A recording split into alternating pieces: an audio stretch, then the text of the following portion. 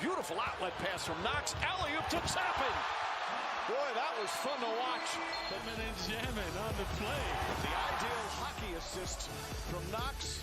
Burks throws it up, and the athleticism of Obi Toppin gets the crowd on its feet. I'm Raymond Brenkert, a corrective exercise specialist, human movement, biomechanics, and sport performance coach, a certified personal trainer, and I'm here to tell you exactly what I see when I see Obi Toppin.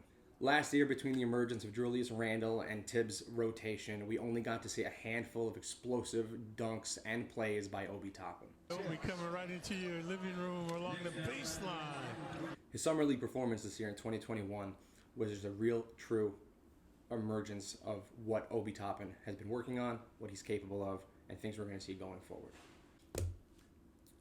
So it's not a surprise that Obi Toppin's center of gravity has been an issue for him.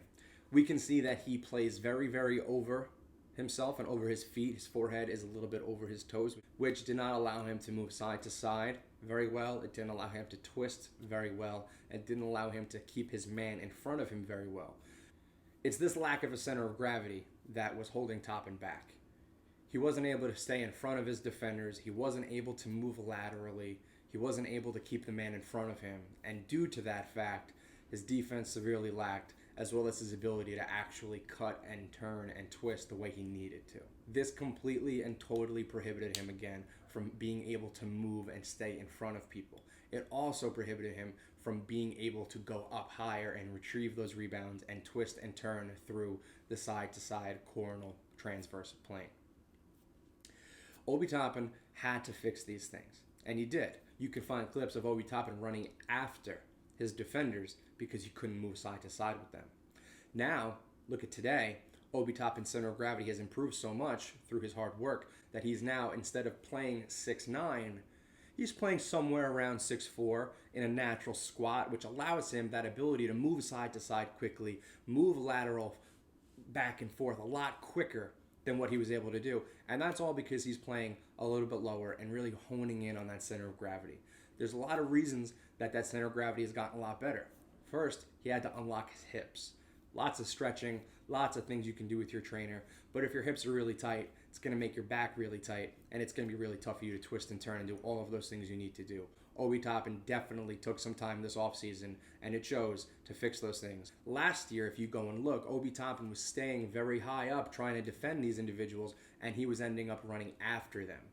Now, his ability to stay in that natural squat and control his center of gravity, he's okay with playing around 6'4" instead of being 6'9", and that is able to make him so much more fluid and so much more dynamic instead of being so rigid and so tall.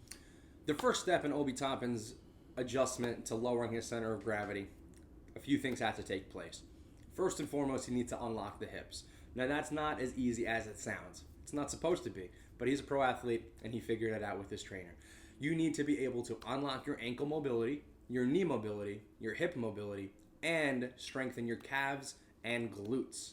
Because your center of gravity, when you're in that natural squat, your glutes are going to need to be able to trigger and fire when you need them to as quick as you possibly can. So, being able to twist and turn with weight is giving him the ability now to twist and turn without weight. Squats aren't going to help you. What's going to help you is that dynamic movement, side to side and forward and backward. So training for strength as well as dynamic movement is something that is massively important and something that Obi Toppin must have worked very, very hard at, and it shows. This is going to keep Obi on the floor, which is the most important thing. We saw last year he missed time with a calf injury. It could very well be due to the fact that he was playing a little bit too far forward in his stance, his hips were locked, his lower back was forced into flexion, putting a tremendous amount of pressure on the calves. When your hips are locked, you're unable to get into the center of gravity natural squat that you need to be in. That is going to put stress on those hips, it's going to put stress on your lower back, and that's going to travel downward into the quads, hamstrings, calves, and ankles. And that's not all. Last year, his jumping and landing mechanics, way off. First thing I noticed when I watched Obi Toppin go up for a big dunk was his chest came down in a different direction than his feet. Big no-no. Not what we want. Not what anybody wants. That is going to be cause for freak injury or just soft tissue damage that we don't want to see. Now, We can see Obi go up for a dunk and come down, knees, toes, all in line, hips are facing the same way. It's beautiful to watch for the fans, and it's beautiful to watch knowing that he's landing safely. Knicks fans should be thrilled with the progress that Obi Toppin's made in his first abbreviated offseason. It's clear the pedigree is there for the former 2020 National College Player of the Year, and he's not just going to rest on those laurels. He's going to continue to make improvements, get better each and every day, and have a long, productive, healthy career.